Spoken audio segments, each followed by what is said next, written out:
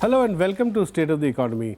The NDA government will be completing 2 years this month, later this month, and we thought this is the right time to look at a balance sheet, so to say, of what's happening with the economy, what has worked, what has not worked, and to discuss this, we have with us Dr. Arvind Virmani, former Executive Director at the International Monetary Fund representing India, as also Chief Economic Advisor in the government for many years, very closely associated with policy making in the last 15 years. Welcome to our show, Dr. Arvind Virmani.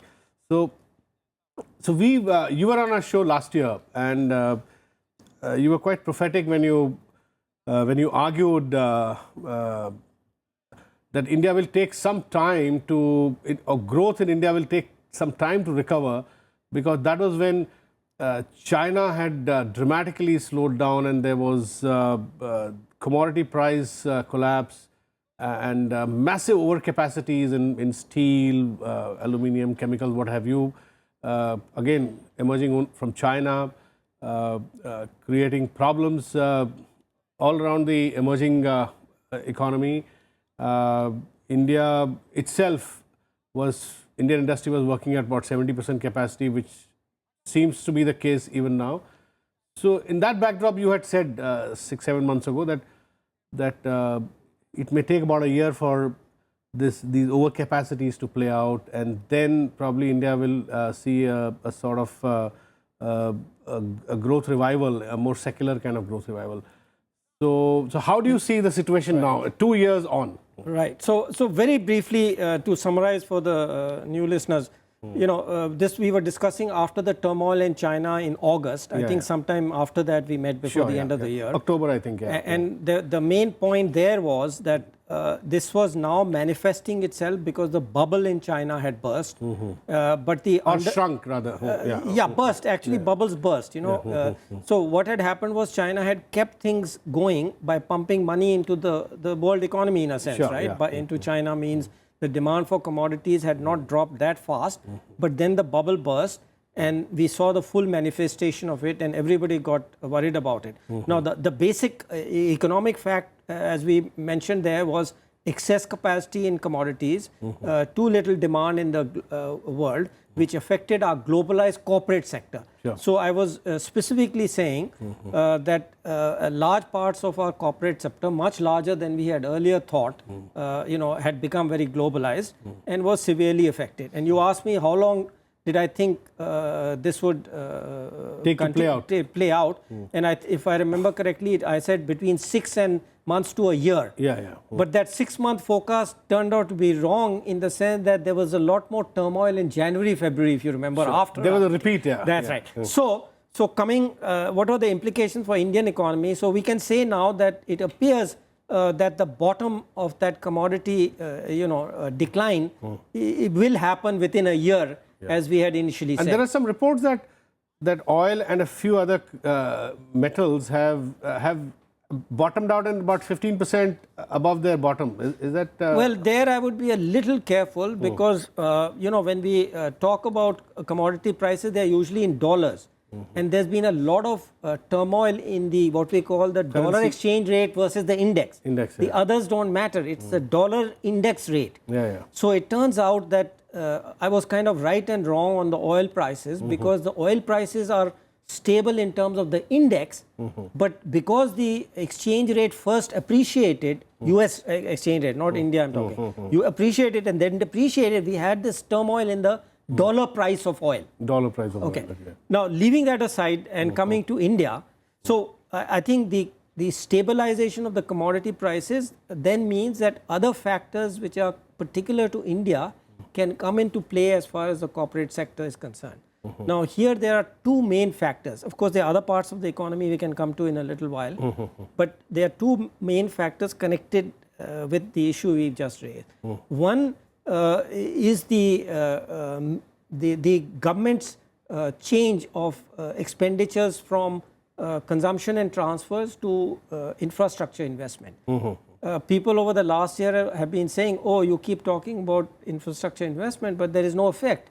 Well, one said that it's going to take time to play through. You give the orders, the orders start getting executed, then things happen, right? Cash comes into the system. So that is beginning to happen. This is, I believe, and this is the first time I'm saying it, is probably what we are seeing in the last quarter's results. You know, there's people saying, I mean, the preliminary, it's very preliminary analysis, which you may have also read, are saying there is some pickup in some parts of the corporate sector. So I believe that is connected partly to the fact that this infrastructure investment is actually becoming real now and will continue. You're right. Things like cement, bitumen for roads. That's right. Cement for construction. Absolutely. Especially towards the end of the financial year, a lot of state governments were pushing, capital expenditure, infrastructure projects. So cement offtake has seen in that small period 15% growth. That's the best indicator. Quite right. That was one of the things when I heard that, I also concluded that this means that it's probably now beginning to hit the ground, so to say.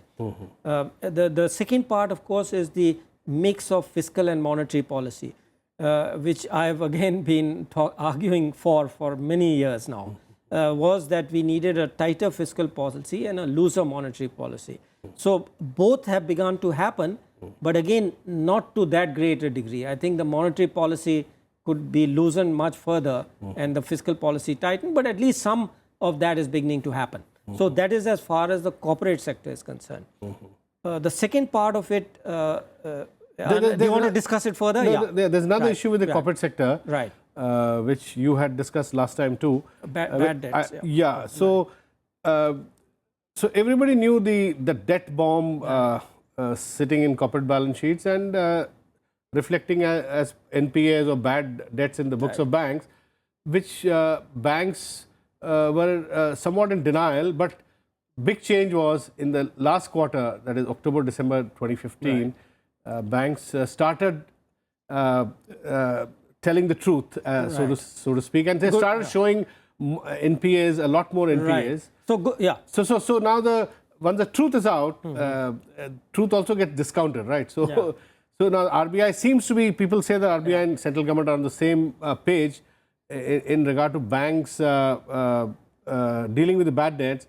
But there's one area of concern on which there's consensus, which is the government has provided only 25,000 crore for recapitalization of banks, whereas consensus estimates are that banks would need at least 2.5 to 3 lakh crore.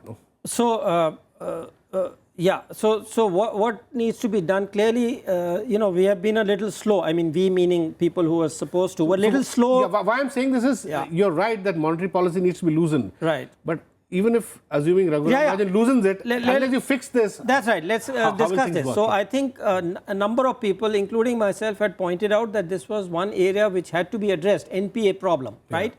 So I think they were a little slow, both the RBI and the government, in getting to start that process. But good, they've both, I think, finally got it. I mean, the government has put in a number of legal changes in the last budget. It could have been done maybe a budget before, but anyway, better late than never.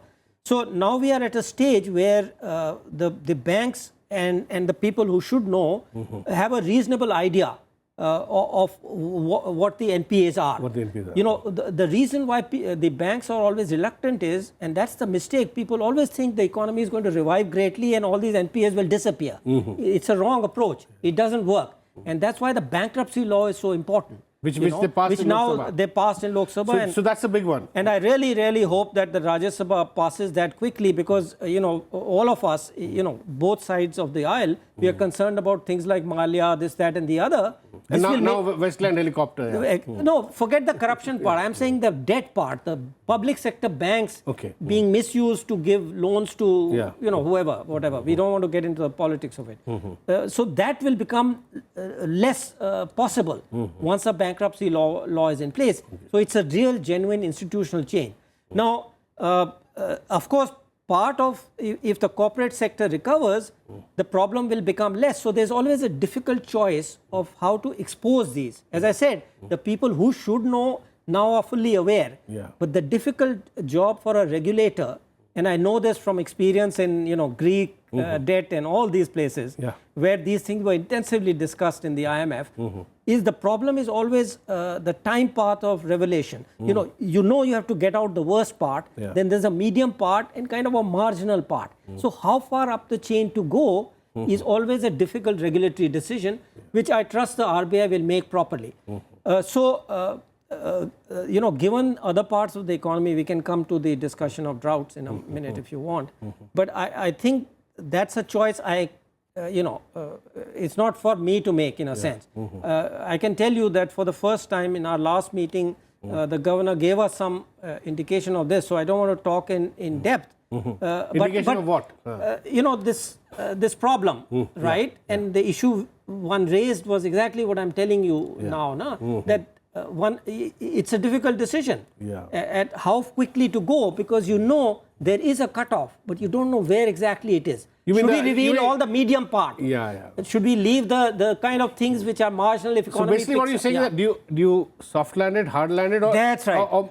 That's a regulatory decision. That's a regulatory decision. But I'm pretty sure the bad part has been revealed. Has been revealed. It's only a question of the medium, intermediate, and the kind of borderline stuff. And are you optimistic about Vinod Roy heading a committee which will look at how much haircut should banks take, how much should the borrower take, corporates, and kind of intervene and help RBI in dealing with this? I think it's a good intermediate step. But for whatever reasons, one has found that some of these things are so critically dependent on the government, because I've seen it happen. One government, I don't want to again name politically, but I've worked for a government. You've been through this cycle? Yes, I've worked for 4 governments. So I know that one government came in and did good things in the public sector bank, and the next one comes in and everything disappears, the good work. So institutional reform is very important, and this is a little bit of institutional reform. So in that sense, it's encouraging. It's easy, but it then critically depends on that head, right? So as long as that system is there and this guy is heading it, it's okay. But when the next fellow is appointed, it can all go away. And the only permanent solution is to reduce government share in PSBs. So that means you're also, in a sense, are you suggesting that until this problem is really fixed, Raghuram Rajan maybe should continue as RBI governor, right? Well, that's a government's decision. But I did tweet. What would be your personal? I tweeted. I'll tell you what I said yesterday or day before. I said, as far as I can, as far as I can make a list of alternatives, real alternatives, not imaginary ones, that X, Y, White Knight will appear. I don't see anyone who would be better than him. So in that sense, yes, if I was, but as I said, I don't know what the list is. No, I'm asking for your opinion. It all depends on the alternatives. There's no point changing a person who has only been there 3 years. Now coming back to Dr. Virmani, to the overall economy, how do you look at the agriculture sector? Because Arun Jaitley in the last budget said that rural demand was a big challenge. We are again facing massive droughts across different states, drought relief, Supreme Court intervening, putting pressure on the government to give more relief, maybe more spending, more on things like Manrega, so welfare spending. So where are we headed? Right, very good question. So we have to be very careful. The thing is that these are 2 consecutive droughts. The last time it happened was in 1978 or 79, and I was there. I was there in the discussions. I was there in dealing with it. So it's like a once in a 18-year or so, 18-20, let's say, year occurrence. You must remember that. It is not a normal drought. So it will have an impact on growth, right? Yes, it is bound to. So that is the second factor which is affecting the economy. We talked about the global factors, but this is the second most important factors. So the danger was that when we've only 4-5 months from the drought, so you can look at it 2 ways. We went through 1.5 years of this drought without people getting excited, which is kind of interesting. Now, is it callousness? No, I don't think it's only callousness. I think the effects, because they are now non-agricultural opportunities, the effect of this double drought was probably much less than we saw in 78, 9. That's one factor.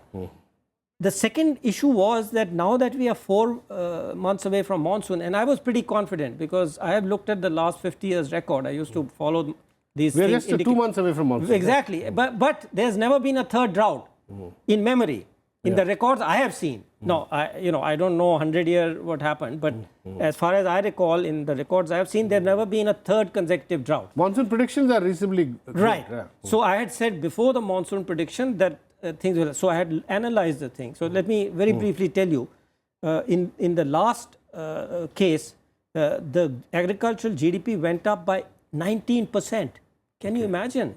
It's unimaginable. From a low base, the previous drought, 2 years, no? 2 years, there's no growth in the last time. You expect something like this might happen? I predict something of the order of 8-9%. I've done a very rough calculation, because in these 2 droughts, the agricultural... With a normal monsoon, you say. That's right. There will be. I mean, I said that before the predictions. So that is going to change a lot of things. We say that growth has been uneven in the last few years. It's partly because of that. So growth will become much more even. So what was the danger? I was afraid that just for these 4 months, we should not go overboard now. You should now be preparing, of course, to meet this 4 months, which will be terrible because it's drier. You've seen the fires breaking out, etc. So clearly, the water issue has to be addressed. But then we should not go overboard, but plan for this plenty. You're going to get all this water. Save it. Plan for that monsoon. So rather than looking back now, that horrible 18 months is kind of coming to an end or whatever. So you see the government doing that? So I was afraid in the budget. Luckily, I don't think they've gone the wrong way. In fact, this was one of the suggestions I made, that please be careful. To whom? Well, wherever I got a chance, pre-budget. Okay, you had a meeting with the... No, I have not had any meeting, but people I know who may have could have conveyed. I didn't have any meetings with the government. I have not met them since. Okay. So you expect that if these things would come together and this whole public spending program of the government last 2 years, 2 budgets, really focused on public investments, it will lead to a pickup in private investment also, assuming a good monsoon? Right. So that is the third issue, right? The investment cycle. Private investment cycle? Right. So what this is going to do together, the 2 items we have discussed, is first going to affect private consumption. Private consumption has been relatively weak, and it is this combination of 2 factors. For example, in my view, the oil price, whatever was passed down, whether it was 1/4 or 1/3, whatever it was, 1/4, was not really seen in expenditures, because that is going to change. You think Mr. Jaitley could have passed on 50% and kept 50% to drive his other public investment programs? I think it was more important to, it's really the key is reversibility, no? So the things which were raised when the oil prices went up should have been reduced, but they shouldn't go below that. Remember that it went up. Because this year he doesn't have the benefit of the oil price fall, right? Right. But so therefore the fisc is more vulnerable this year because people say he's probably not provided fully for pay commission outgo, the OROP outgo, and has not fully provided for bank recapitalization. So there are vulnerable spots in the fiscal. Surely, the oil price, as I said, because of this exchange rate movements, is actually gone up more than I would have I predicted. I mean, very frankly. Because I didn't take account of the exchange rate movements. I just took that as given. Okay. So, but you have to remember, perhaps the monsoon will be clear from July, August, September. Yeah. But of course, the actual money or the actual stuff will not flow into the economy till October. So you'll really see a big change in the second half of the year, which then also has a positive effect on the fisc. Yeah, sure. Okay. So I'm not that concerned. I know I've noted the concerns of people, but and also secondly, when the foreign capital inflows, they had in this turmoil, global turmoil in January, February, capital flow slowed down or maybe reversed a little, slowed down. That is going to reverse. So in that sense, the de-investment or whatever we call it, what do you call it? disinvestment, will become more feasible. Yeah, divestment. Okay, and that should happen in the second half. A lot should happen. Okay. So that would that will help. compensate because it was a problem last year. Yeah, and the markets are also kind of recovering somewhat. That's right. That's right. They would have recovered. I mean, that's my forecast. Because of the economy. I mean, I don't know anything about the stock market per se, but the economics of it will clearly become big positive in the second half. Positive, okay. Now tell me, the government is spending a lot on roads, on other infrastructure. Power sector problem seems to have been kind of fixed somewhat. Mr. Piyush Goyal, the power minister, is actually tweeting saying that that power is available at this rate. Yes, I think he's done a very good job. Day before he tweeted saying that at ₹2.50, this is the surplus at peak summer. So do you think the power sector was like the banking sector we discussed? The power sector was another big elephant in the room with huge outstandings not paid. Government trying to bail out SEBs. Do you think that problem is also on way to be fixed? Right. So we mustn't forget the coal. That is the real transformation. Coal is part of this, when people talk about Big Bang, to me, that's really the big element, perhaps the only element of a Big Bang. But it was made easier by what happened before. So, so again, it's not a question of politics, but the fact that it got done has played an important role in changing the other part, of course, is this whole demand side and the solar. Again, solar was there before, but the push that this minister has given to the solar part and also the demand side, the LED bulbs, etc., I think is actually a kind of lesson that you have to do the social change and the economic change kind of simultaneously. I think that's an important general lesson that we can discuss in other contexts. So given these structural changes, again, there will be an oil price increase, there will be difficulties, but the structural changes make it easier to deal with them. That doesn't mean it will be easy. There will again be an issue. If, oil price goes to $80, you will again have this issue of whether prices are allowed to rise or not. So, Dr. Virmani, and the debt problem. Yeah, I'm pointing to another problem with the power sector, which is being fixed. Now, the issue of Uday bonds, for instance, for the state electricity boards, will that not technically or even in real terms, will that not lead to higher fiscal deficit in the sense that in the market it will crowd out private borrowing, right? See, the key will be what I hinted at. The issue will be when the cost of energy globally goes up, will there be a pass-through to electricity? If they are not, then we will be back into the same hole again 5 years from now. But if the price of electricity is allowed to rise in line with the global cost of energy, then this problem should not arise. But that uncertainty remains, right? How will the politics react is the uncertainty. But Dr. Virmani, there is another problem which I see in state after state.